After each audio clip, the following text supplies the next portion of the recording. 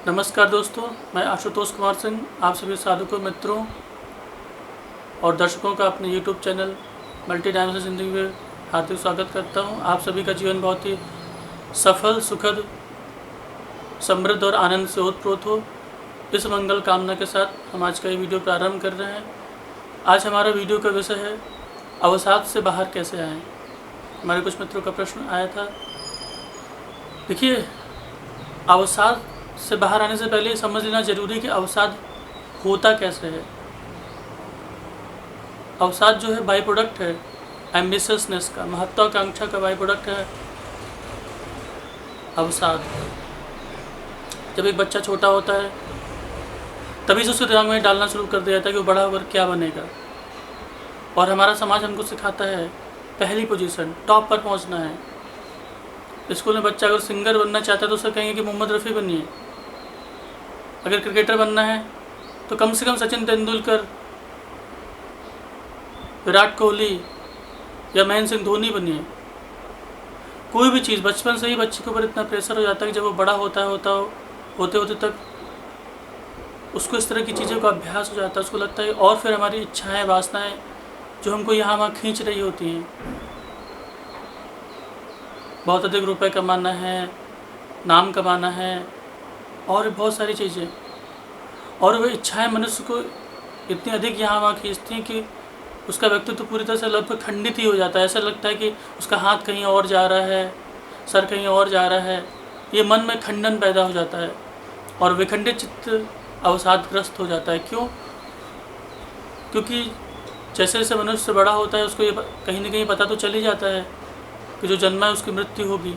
मतलब कि समय लिमिटेड है, समय की सीमा वैसे एग्जैक्टली नहीं बता, लेकिन फिर भी एक अंदाज से आदमी सोचता है कि अगर मान लीजिए कि एवरेज उम्र 70 साल है हिंदुस्तान में, तो 70 साल का समय और इतनी सारी इच्छाएं क्या 70 साल में पूरी की जा सकती हैं। अब आदमी क्या सोचता है, और मानवीय मन इतना चंचल है कि वो आदमी एक साथ ही सोच लेता है कि हम कैलाश पे ध्यान करेंगे, और उसी समय आदमी सोचता है कि हम फिल्म स्टार भी बन जाएंगे।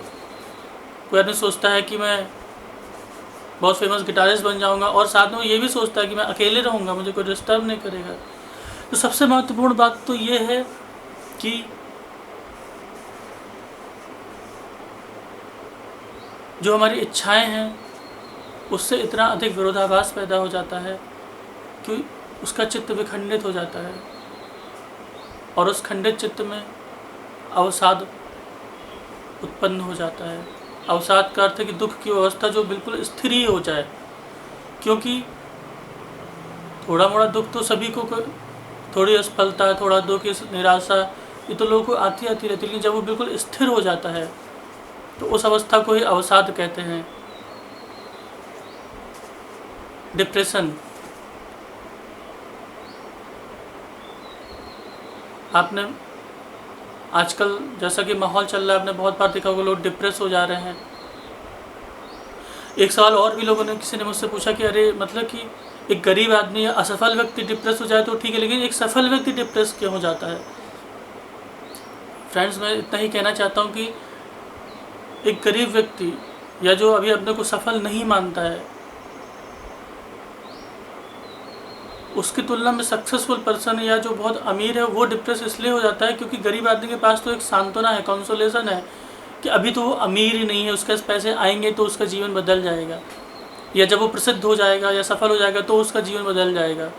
लेकिन एक अमीर व्यक्ति या जो सफल व्यक्ति है वो तो पहले सफल हो चुका है, उसे पता है कि अब क्या बदलेगा जीवन। तो वो जो है डिप्रेशन की स्थिति को बहुत बढ़ा देता है। क्यों? क्योंकि वो तो उस जगह पर है जहाँ पर लोग जाना चाहते हैं, और ऐसी अवस्था में उसको लगता है कि मेरे पास तो कोई विकल्प ही नहीं है। और मित्रों, यहाँ से निश्चित रूप से हमारे समाज की एक बड़ी भूमिका है, हमारा एक एजुकेशन सिस्टम जो हमें बहुत सारी गलत चीज़ें इस ढंग से ट्रेंड कर देता है। ऐसे बदलाव की ज़रूरत है, और निश्चित रूप से बहुत वर्षों से बहुत सारे महान लोगों ने, चाहे महर्षि अरविंद हो, स्वामी विवेकानंद हो, ओशो, सभी लोगों ने बोला है शिक्षा प्रणाली में परिवर्तन के लिए। क्योंकि एजुकेशन का अर्थ है कि वो जो आपके भीतर है वो बाहर आ सके। जो बीज लेकर मनुष्य पैदा हुआ है वो भीतर से बाहर आ सके। उपनिषद में कहा है ऋषियों ने कि जब स्थूल सूक्ष्म शरीर को फॉलो करे और सूक्ष्म शरीर कारण शरीर को फॉलो करे तो क्रिएशन होता है। और वास्तविक शिक्षा का यही उद्देश्य है कि आप जिस बीज को लेकर जन्मे हैं वो बाहर आ सके, प्रस्फुटित हो सके, आप उसको पूरा कर सकें। लेकिन मनुष्य अपना कैरियर बनाने की दौड़ में साधन और साध्य में फ़र्क ही नहीं समझ पाता और इसलिए यहाँ भटकता रह जाता है। तो चूँकि हमारा मुख्य विषय है डिप्रेशन से बाहर कैसे आएँ। जब डिप्रेशन होता है तो वो एक टर्निंग पॉइंट है, वो एक अलार्म है किसी के भी जीवन में। जब उसको तत्काल ये समझने की ज़रूरत है कि यहाँ अब उसे निश्चित रूप से परिवर्तन करना ही होगा, अपने दृष्टिकोण में, अपने जीवन की दिशा में पूरी तरह से परिवर्तन करना होगा। और इसमें सबसे जो महत्वपूर्ण योगदान है वो है ध्यान। अगर आप ध्यान में गहरे प्रवेश करते हैं तो ध्यान में सबसे महत्वपूर्ण बात है कि आपको अपने आप से साक्षात्कार होता है और स्वयं का पता चलता है कि आपको वास्तव में क्या करना है, न कि वो जो समाज ने आपसे कहा कि ऐसा करिए। ये एक बहुत बड़ा फ़र्क है और बहुत बार पूरा जीवन बीत जाता है और लोग इस बात को समझ नहीं पाते हैं। लेकिन यहाँ पर एक थोड़ी समझने जैसी जो बात है वो ये है कि जब मनुष्य दुखी होता है, परेशान होता है, डिप्रेस होता है तो उस स्थिति में वो किसी से मिलना नहीं चाहता और कई बार किसी से सलाह भी नहीं लेना चाहता। और क्योंकि आजकल बहुत सारी एजुकेशन, बहुत सारी जानकारी उपलब्ध है, लोग खुद ही बहुत सी किताबें पढ़ लेते हैं, बहुत सी चीज़ें कर लेते हैं, तो कई बार उन्हें लगता ही नहीं कि उनसे बेहतर कोई है जो उन्हें सलाह दे सके। लेकिन मैं कहना चाहूँगा दोस्तों कि इसीलिए सबसे अधिक ज़रूरत होती है कि आपके जीवन में कोई फ्रेंड, गाइड और फिलॉसफर हो। हमारे यहाँ तो हमेशा से परंपरा ही रही है कि हम किसी न किसी गुरु के शरण में रहते हैं, क्योंकि कहीं न कहीं हर किसी के जीवन में कुछ न कुछ ऐसी दिक्कतें होती हैं जो आप सार्वजनिक तौर पर शेयर नहीं कर सकते या शायद अपने फ्रेंड, फैमिली से भी शेयर नहीं कर सकते, पर सद्गुरु के पास हम किसी भी समस्या का समाधान पा सकते हैं। लेकिन अभी हमारी बात है व्यवहारिक रूप से कि अगर किसी के जीवन में ऐसी घटना हो रही है, वो डिप्रेस है, तो उससे तुरंत कैसे निकला जा सकता है। सबसे महत्वपूर्ण बात है, कुछ पॉइंट है जिनको बिल्कुल निश्चित रूप से करना ही चाहिए और उसको निश्चित रूप से करना है। पहली चीज़ ये है कि फिज़िकल एक्टिविटी, निश्चित रूप से 1 घंटे आपको कुछ ना कुछ एक्सरसाइज करनी ही करनी है। ज़रूरी नहीं कि आपको योगाभ्यास आता है या कोई पर्टिकुलर चीज़ आती है तो ही आप करें, नहीं। कोई भी एक एक्सरसाइज, कुछ नहीं आता तो उछलिए, कूदिए, रस्सी कूदिए, बैडमिंटन खेलिए, कुछ भी करिए, 1 घंटे विगरस एक्सरसाइज करिए ही करिए निश्चित रूप से। ये पहली इम्पॉर्टेंट चीज़ है। बहुत बार तो इतने से ही काम हो जाता है। दूसरी चीज़, अपने भोजन प्रोटीन रिच डाइट लीजिए और संतुलित भोजन लीजिए। उसमें कार्बोहाइड्रेट, फैट, जिस चीज़ की मात्रा की ज़रूरत है उसको ठीक ढंग से लीजिए और प्रोटीन रिच डाइट लेना आवश्यक है। दूसरी चीज़, तीसरी सबसे महत्वपूर्ण बात, किसी भी तरह का नशा मत करिए, किसी भी तरह का नशा नहीं, क्योंकि वो सिर्फ आपकी कल्पना को थोड़ा बढ़ा तो सकता है, लेकिन उसमें सबसे बड़ी समस्या ये आती है कि किसी भी तरह का जो नशा है वो आपके थर्ड आई को प्रभावित करता है और उससे निर्णय लेने की क्षमता प्रभावित हो जाती है और उस स्थिति में डिप्रेशन निश्चित रूप से बढ़ेगा ही, कम नहीं होगा। इसलिए किसी भी हालत में कोई नशा मत करिए। और चौथी और महत्वपूर्ण चीज़ कि कुछ भी क्रिएटिव वर्क करिए।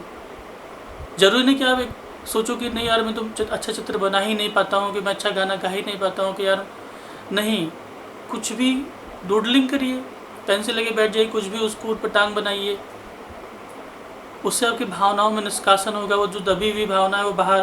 कुछ भी गुनगुनाइए, कुछ भी कविता लिखिए, नहीं तो घर में कुछ पेड़ पौधे लगाइए और उनके संग थोड़ा समय बिताइए। निश्चित रूप से इसको आपके रूटीन लाइफ में होना ही चाहिए। और सबसे महत्वपूर्ण बात कि ध्यान, वो तो अनिवार्य है, तो ध्यान के साथ बैठिए, ध्यान के लिए बैठिए, सजगता को जीवन में प्रवेश करने दीजिए।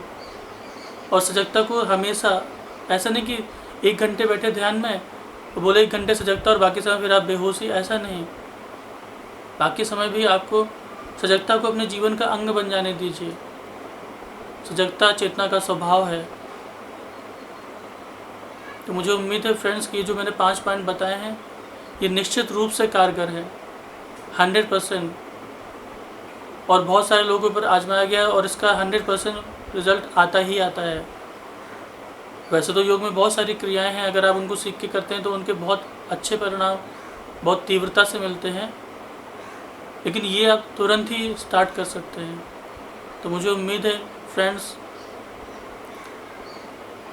कि आप मेरे बहुत सारे वीडियोस देख रहे हैं लगातार, और ये वीडियोस इसीलिए बनाए जा रहे हैं ताकि इस समय जो स्थितियां चल रही हैं समाज में, लोग ज़्यादा से ज़्यादा डिप्रेस हो रहे हैं, और मैं उसकी ज़्यादा चर्चा नहीं करूँगा, वो तो आप न्यूज़ में और बहुत जगह पे देख ही रहे हैं। हमारा उद्देश्य ये है कि जो भी व्यक्ति इन वीडियोज़ को देखे उसका जीवन ज़्यादा बेहतर हो सके और हम एक बेहतर समाज का निर्माण कर सकें। इसलिए फ्रेंड्स ये एक बहुत बड़ा, इसको यज्ञ समझिए, एक पुण्य कर्म है।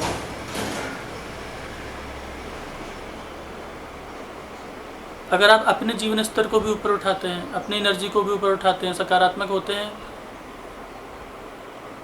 तो इससे आपके आसपास का माहौल भी बदलता है।